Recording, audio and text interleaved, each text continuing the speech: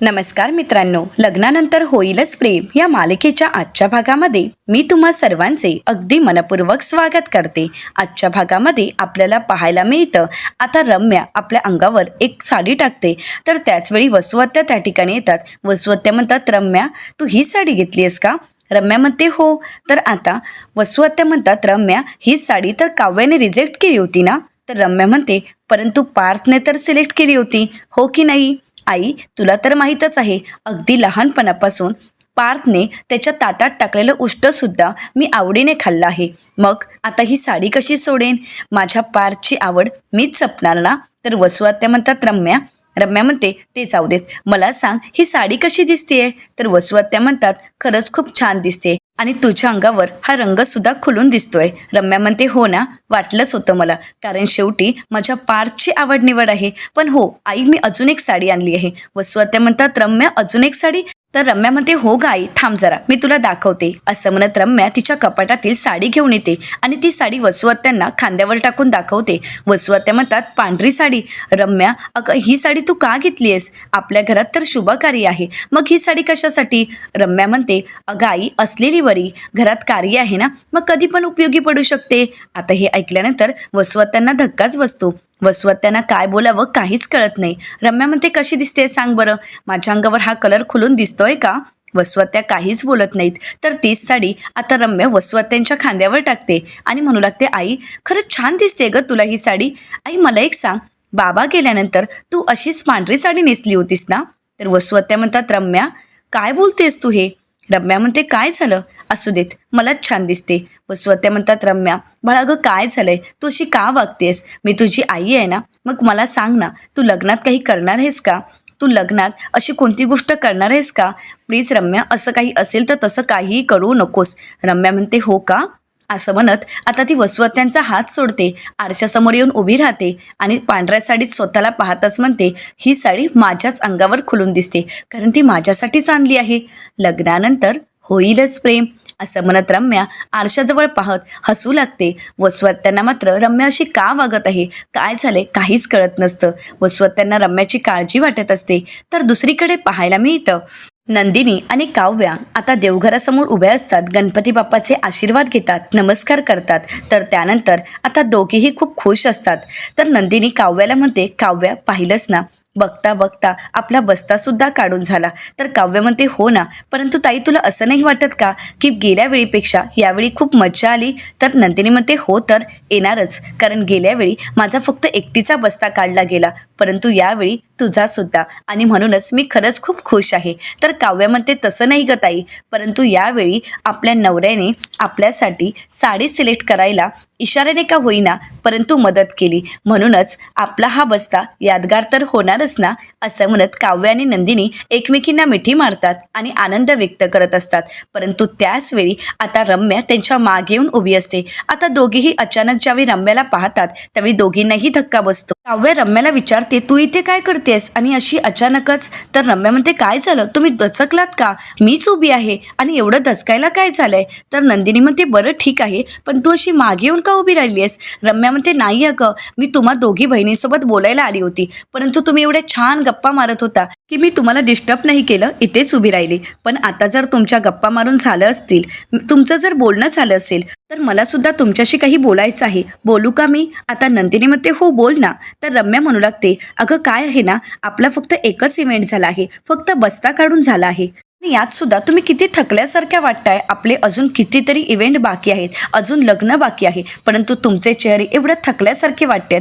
मला तरी वाटते की तुम्हाला आता तुमची काळजी घेणं गरजेचं आहे। तर नंदिनी म्हणते, म्हणजे रम्या ग, तुला काय म्हणायचंय? रम्या म्हणते, माझ्याकडे यासाठी एक कल्पना आहे, म्हणजे बघा ना, तुम्हाला नक्कीच आवडेल। माझ्याकडे एक असा फेस पॅक आहे, म्हणजे तो बाजारात कोरियन फेस पॅक वगैरे मिळतो ना, त्यापेक्षा कितीतरी पटीने चांगला आहे। म्हणजे एकदा का तो फेस पॅक लावला आणि अर्धा तास निवांत पडलं की मग लग्न होईपर्यंत तुमच्या चेहऱ्यावरची चमक काही जाणार नाही। मग बघा, अशा नव्या नवरीसारखा तुमच्या चेहऱ्यावरचा ग्लो दिसून येईल। तसाही लग्नाचा ग्लो तुमच्यावर चढलाच आहे, परंतु थकवा जाणवत आहे, म्हणून मी काय म्हणते, तो फेसपॅक तुम्ही लावा, मी तुम्हाला लावून देते. तर आता काव्या तिला थांबवण्याचा प्रयत्न करत असते, परंतु रम्या काही त्या दोघींचं ऐकत नाही आणि जबरदस्तीने त्यांना आपल्या रूममध्ये घेऊन जाते. आता रम्या दोघींच्याही चेहऱ्याला फेसपॅक लावते आणि दोघींनाही खुर्चीवर शांत पडून राहायला सांगते. आता रम्या काव्याच्या चेहऱ्याला फेसपॅक लावत असताना नंदिनीला विचारते, नंदिनी तुला याने काही त्रास तर होत नाहीये ना,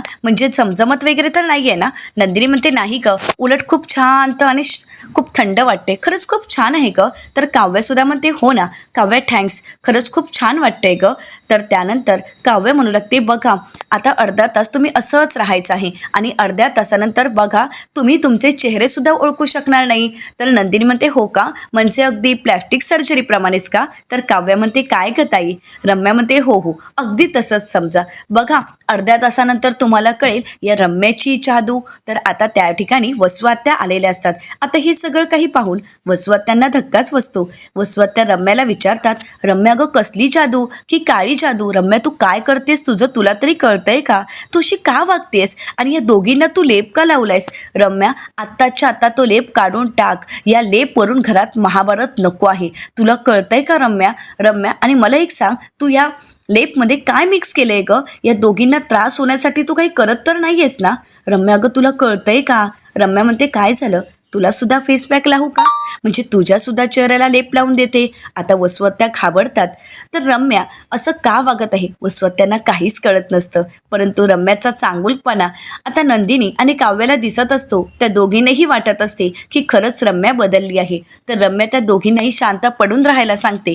तर दुसरीकडे पाहायला मिळतं आता मानिनीताई निमंत्रण देण्यासाठी एक एक फोन करायला घेतात आणि म्हणतात, हो पाटील वहिनी, माझ्या दोन्ही मुलांची लग्न झालीत आणि त्याच मुलांची परत लग्न आहेत, परंतु हे जे काही सिक्रेट आहे ना ते तुम्हाला उद्या कळणार आहे, पण त्यासाठी तुम्हाला उद्या घरी यावं लागेल. खरंच तुम्ही नक्की याल ना?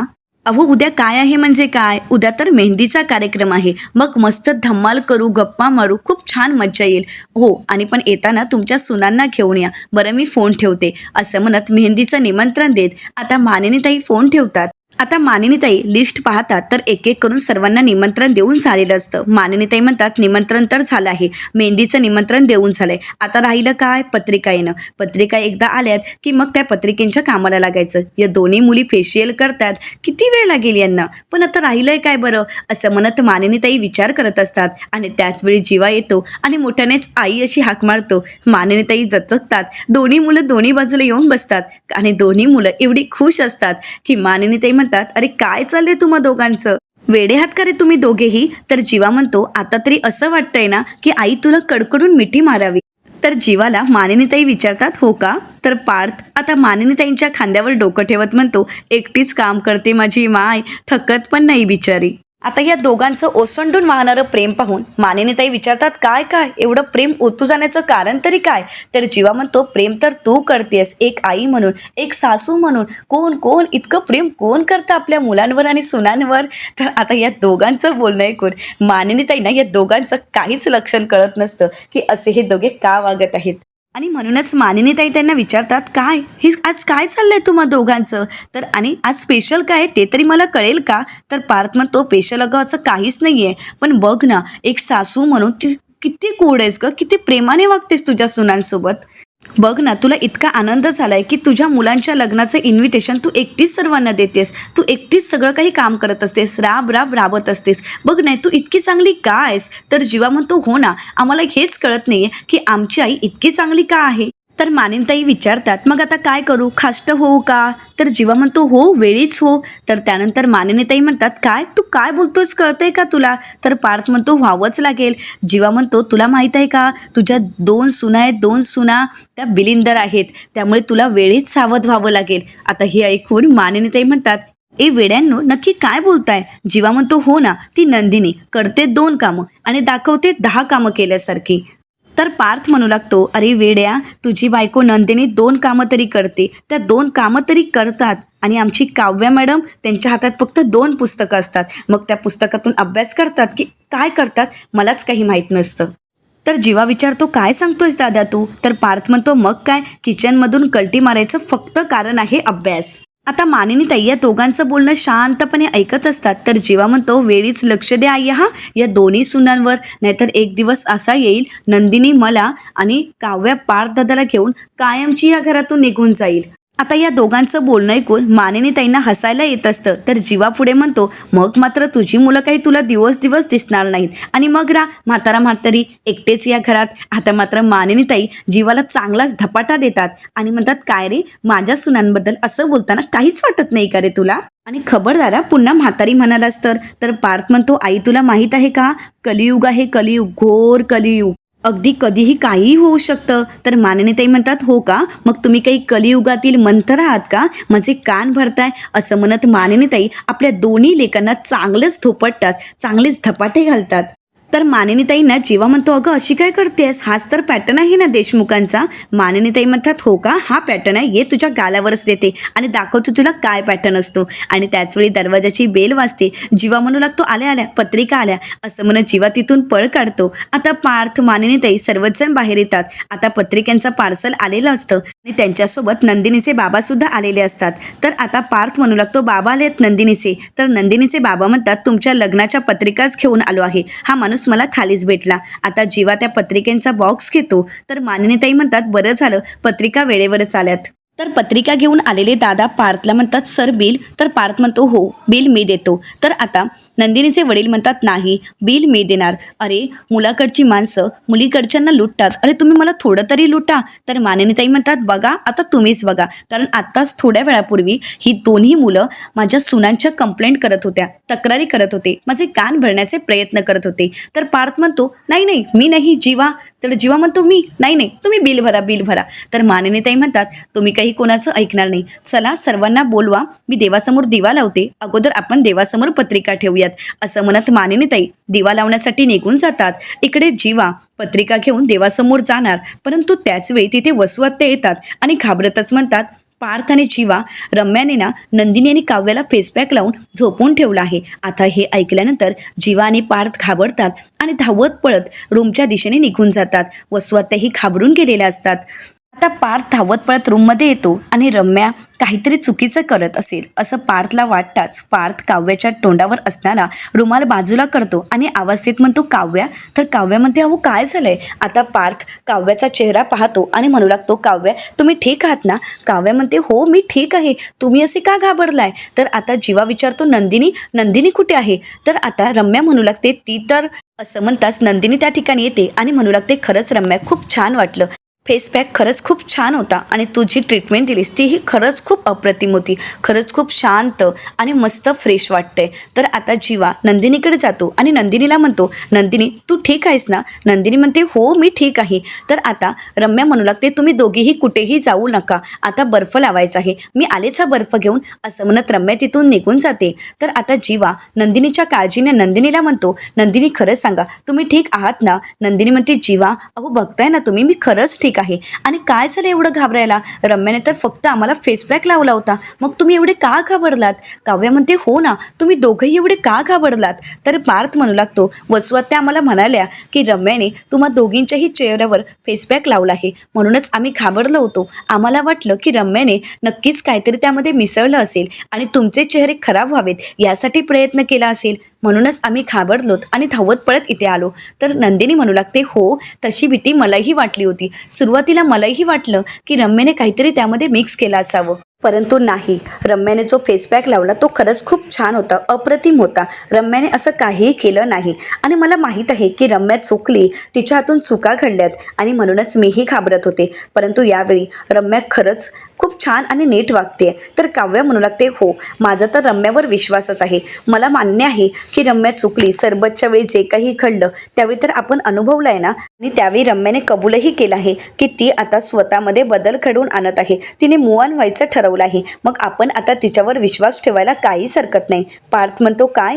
तर काव्या म्हणते, हो देशमुख माझा रम्यावर विश्वास आहे, रम्या असं चुकीचं काहीही करणार नाही. आता मीच तुम्हा सगळ्यांना प्रश्न विचारते की कोणाकोणाला वाटते की रम्या योग्य आहे आता मात्र ना जीवा हात वर करत, ना नंदिनी, ना पार्थ. आता फक्त काव्या हात वरती करते आणि रम्यावर विश्वास असल्याचं दाखवते. आता हे पाहून पार्थलाही धक्का बसतो. तर आता पार्थ शांतच असतो. तर दुसरीकडे मात्र हे सगळं काही रम्या दुरूनच पाहत असते. रम्या खुश होते आणि म्हणू लागते, माझा एक डाव तर यशस्वी झाला आहे असं म्हणत आता रम्या स्वतःला शाबासकी देते. तर दुसरीकडे पाहायला मिळतं, देशमुखांच्या घरी सर्वजण एकत्र येतात. आता संपूर्ण देशमुख कुटुंब आणि मोहिते कुटुंब एकत्र येत देवासमोर उभे असतात.